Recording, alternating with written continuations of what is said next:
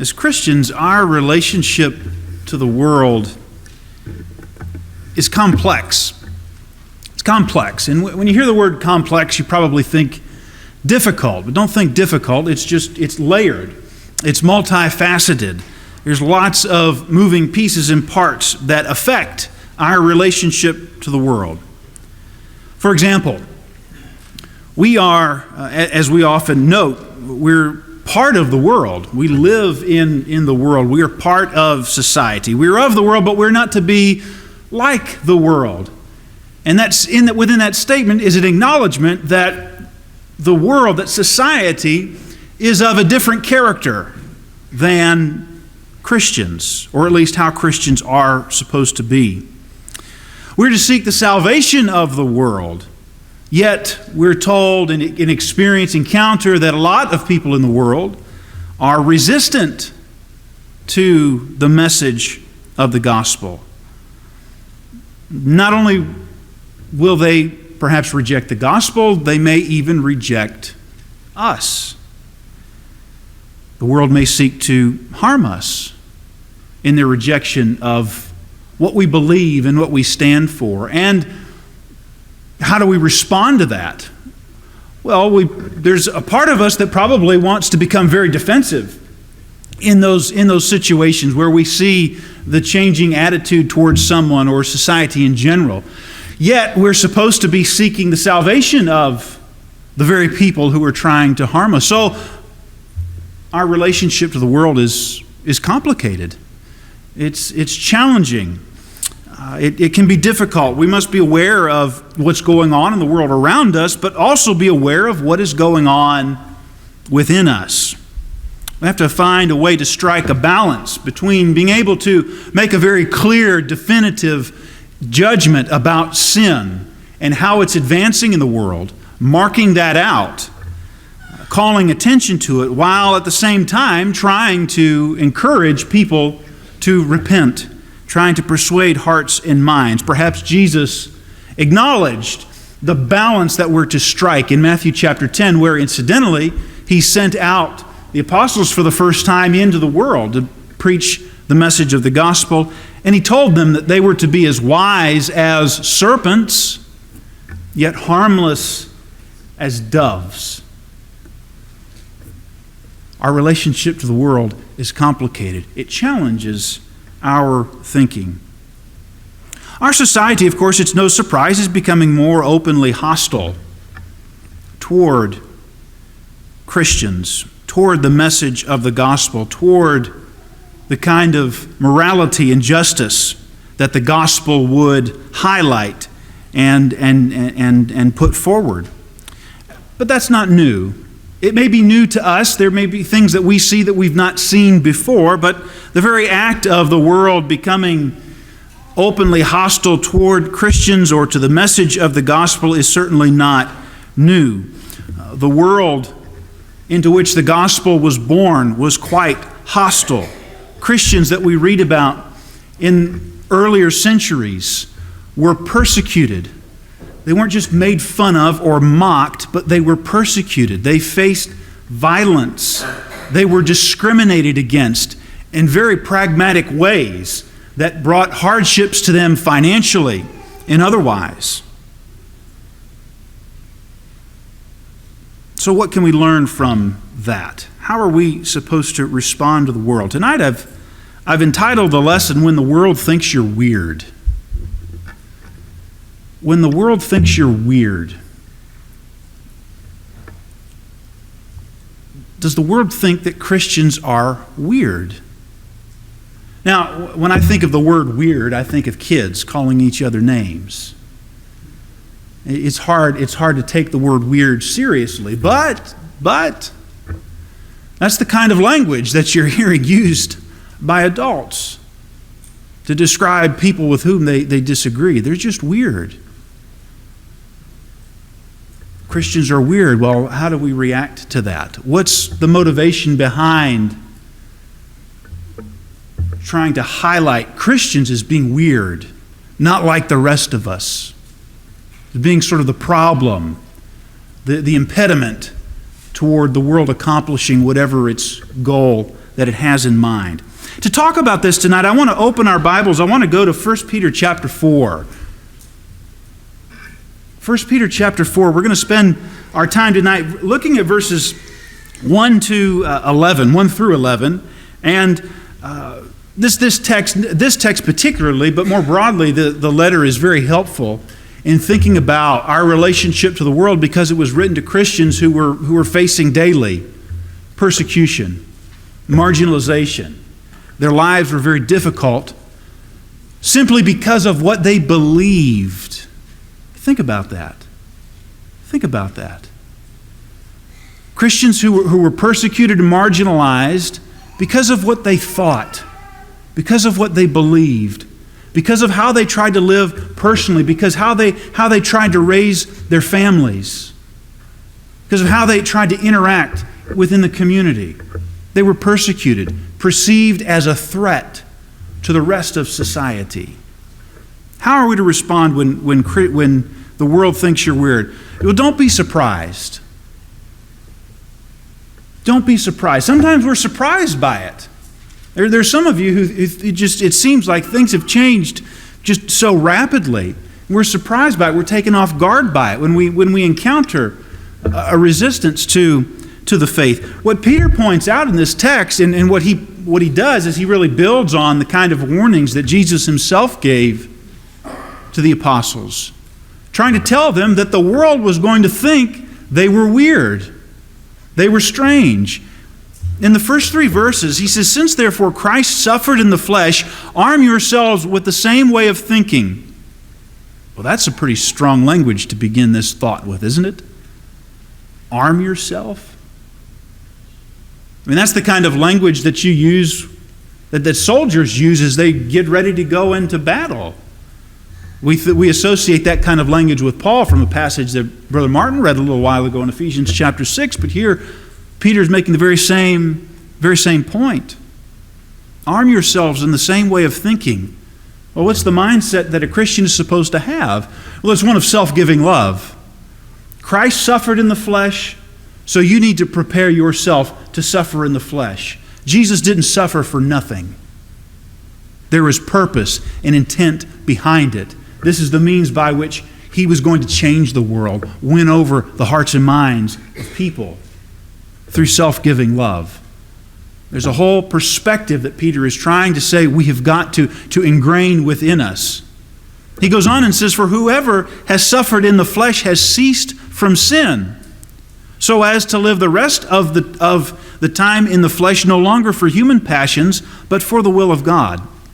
For the time is past suffices for doing what the Gentiles want to do, living in sensuality, passions, drunkenness, orgies, drinking parties, and lawless idolatry."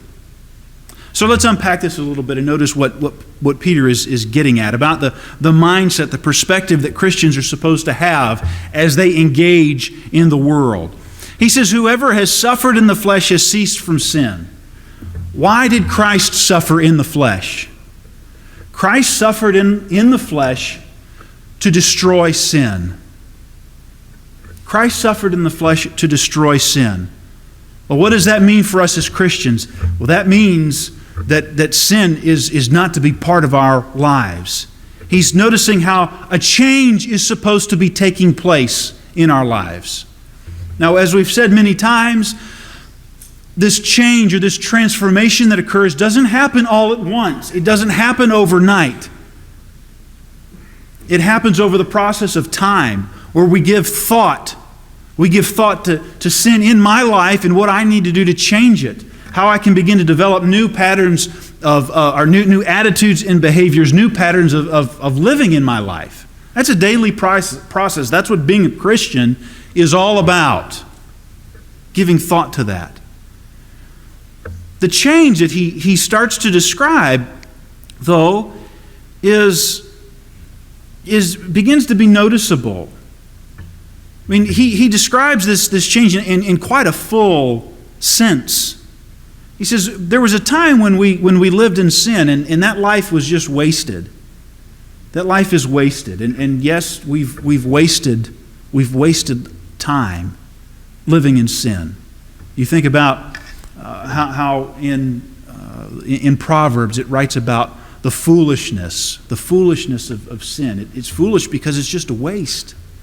It's a waste of time and energy, a waste of resource. Nothing good and profitable comes from it. And what Peter is saying is that we've wasted enough time. Now we're living for something that's substantial and profitable. When you start to live that way, people will take notice. They'll take notice. And from one perspective, that's part of the point, isn't it? I mean, this is what it means to let our light shine. I mean, that's what Jesus says in the Sermon on the Mount, so that other people can see it. Why? So they see how great and wonderful you are? No. It's that light that lights their path to Christ. Living by example. Living by example is one of the greatest tools we have in persuading people of the value of the gospel. So people take notice. They can be led to Christ. But some, though, as Peter points out, some are going to be quite resistant. So the world will attack you. That's what he says. That's what he goes on to say in this text. The world will attack you. With respect to this, with respect to what? With respect to this change, with respect to this noticeable change in your life, there's going to be a reaction that people have. With respect to this, they're surprised. They are surprised when you do not join them in the same flood of debauchery, and they malign you.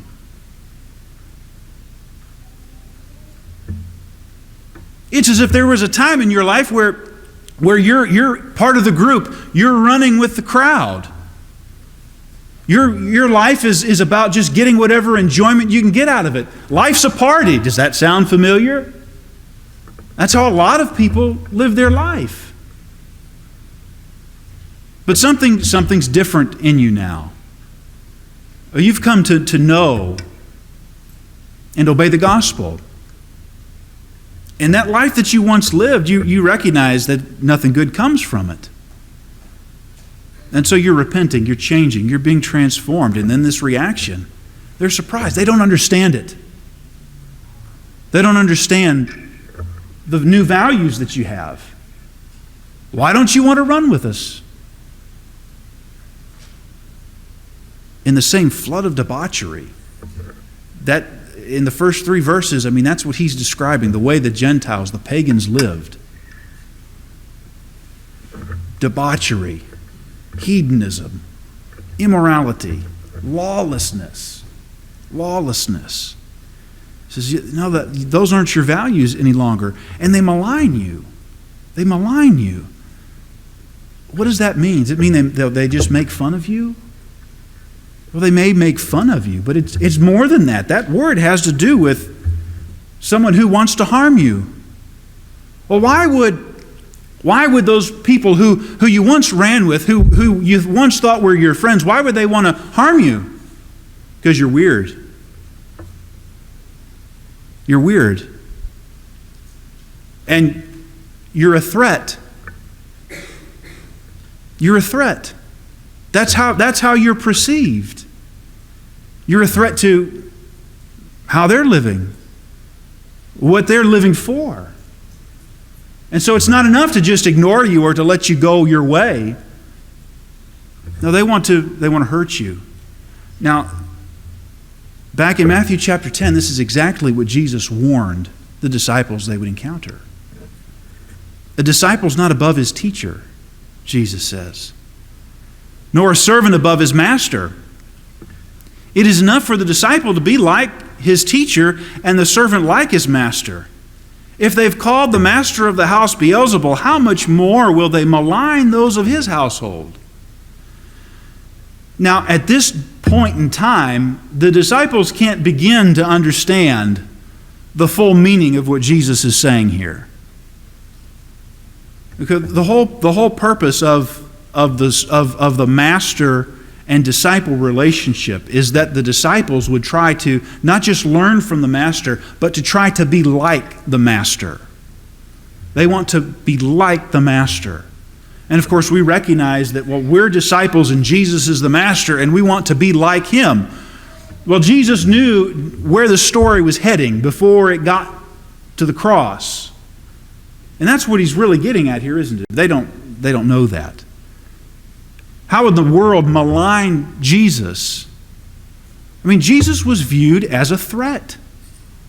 He was viewed as a threat to everything that the Jews believed and held to.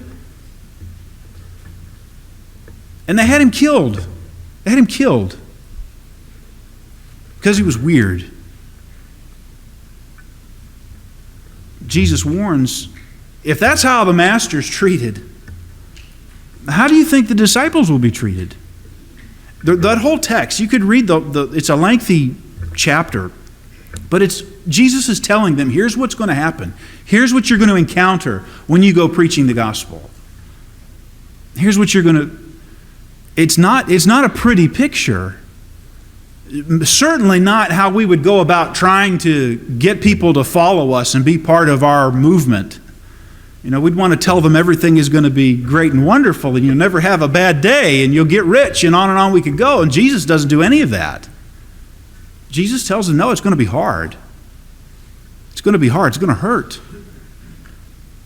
Because your message is threatening to them. The world will attack you.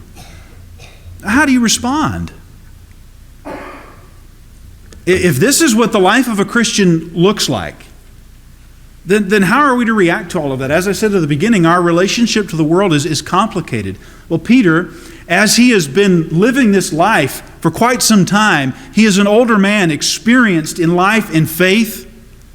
He is a shepherd and an elder. He cares very deeply about Christ. He cares very deeply about the Lord's people.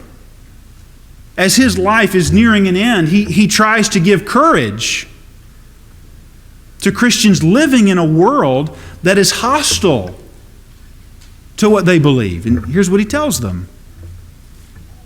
Be self-controlled and sober-minded for the sake of your prayers. Above all, keep loving one another earnestly, since love covers a multitude of sins. Show hospitality to one another without grumbling. As each has received a gift, use it to serve one another as good stewards of God's varied grace. Whoever speaks, as one who speaks oracles of God. Whoever serves as one who serves by the strength that God supplies, in order that in everything God may be glorified through Jesus Christ. So there's Peter's answer to how we're to respond. How Christians are to respond when the world thinks they're weird. He says to be self-controlled. To be self-controlled. Sober-minded. Those two things work hand in hand. Being sober-minded is an extension of self-control. It can be very difficult to be self-control. Especially in the face of opposition. Remember, I said usually when we encounter rejection, we get defensive, we get angry. We want to lash out and get even. Read the Sermon on the Mount. Some of the most challenging things that Jesus says in the Sermon on the Mount at the end of the 5th chapter are in regards to the very thing we're talking about tonight. In regards to how we are to respond to evil. Now, we want to respond to evil often with evil, with vengeance. Jesus says, no, we respond to evil with good. He talks about absorbing wrongdoing. We'd say, taking it on the chin. Why? Why? Well, it goes back to what Peter says in 1 Peter 4 and verse 1 about arming yourselves with the understanding that we have a self-giving Savior. who suffered. He suffered. And if we're to be like him, we're suffering, but for a purpose. Ultimately, we are trying to make family out of our enemies. It's very, very difficult, very challenging for us to do, to want to seek to make family out of our enemies. He mentions prayer, self-control, being sober-minded in connection to prayer. What's going on in the world around us affects us in any number of ways. And as Christians, it would be wise if we prayed about it. If we prayed about it. I appreciate the prayer that Brother Green led. This is the world we live in. We don't get another one. This is it. You don't choose the time in which you're born. You don't choose the problems into which the world has. I mean, this is it. It's our world. And by the grace of God, we can navigate through it. We can become light. We can become salt. We can change. We can persuade hearts and minds. That's what Peter thought. That's what Peter thought way back in the Greco-Roman world when Christians were being executed, thrown into the Colosseum, fed to lions for sport, put on stakes and lit on fire for garden parties. That's not a myth. I mean, those things happened. We think long, long ago, far, far away, never again. We just can't hardly imagine. Read about some of the things that have gone on. Maybe even more than that. Maybe you should find out what's going on now. I've said from pulpits many times, as long as sin is in the world, there will be Christians somewhere being persecuted. I mean, the things that we read about in the Scriptures are very real, very practical and needful. Prayer. Praying to God, learning to pray about it. How do you get to the point where you are going to respond to evil with good? I mean, Paul tells Timothy that he needs to help the congregation learn how to pray and to pray for kings, for rulers. Again, if you're a Christian in that world, the Roman Empire, that's the enemy, that's the problem. And Paul's saying to Timothy, you need to teach the church to pray for them. Yeah. It requires a different kind of heart. But that's how we're to respond to the world. We're to respond with brotherly love. Oh, in a world that thinks Christians are weird, Christians need each other desperately. We need each other. So we have to try to cultivate, build, strengthen, maintain relationships. Our relationships are always challenged, right? There's always things that challenge our relationships. Sometimes, unfortunately, Christians view each other as just being expendable. Something happens, we get angry, get mad, and we just, we sever ties. Take our hatchet out and hack away. Now, Christians need each other desperately for the sake of finding strength in the group. Why did Christ bring us together in the church? Why didn't He just leave us out here on our own? Well, He brings us together because there's strength to be found among people of like precious faith, as Peter would describe Christians. Brotherly love is absolutely needed, essential in responding to the world that thinks Christians are weird. Then we're to serve. He talks about service. He talks about using the gift that you've been given to serve.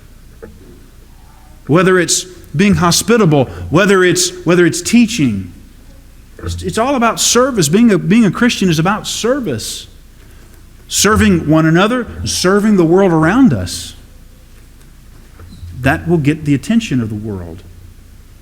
Encountering people who genuinely care about them, genuinely care about their well-being, who genuinely care about their soul. Service is a powerful, powerful tool to change hearts and minds, to make family out of enemies. How do you respond to a world that thinks Christians are weird? Well, to glorify God.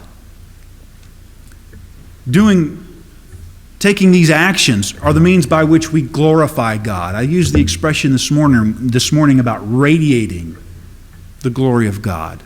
How do you do that? How do you let your light shine? I mean, those are nice expressions, but really, how do you do it day to day? Through self-control and prayer and brotherly love and service. That's how you do it. That's how you are to be like Jesus day to day. To let your influence spread in the world. When the world thinks you're weird, you're doing something right. You're doing something right. Don't let ridicule and opposition, don't let that discourage you and to throw you off course. When the world thinks you're weird, it means you're doing something right. It means there is a noticeable difference that they see in you. It means they see Jesus in you. And that's who they need the most. I appreciate your attention tonight. I hope the lesson has been helpful in thinking about your relationship with a world that is increasingly hostile toward Christianity and the values of righteousness. If there's someone here tonight whose life is not right with God, you often have an opportunity again today to change that. If we can seek your restoration, we can pray for you and with you to those ends. If there's someone here tonight who wants to put Christ on in baptism, the waters are ready. If we can help you be saved tonight, please come forward as together we stand and sing.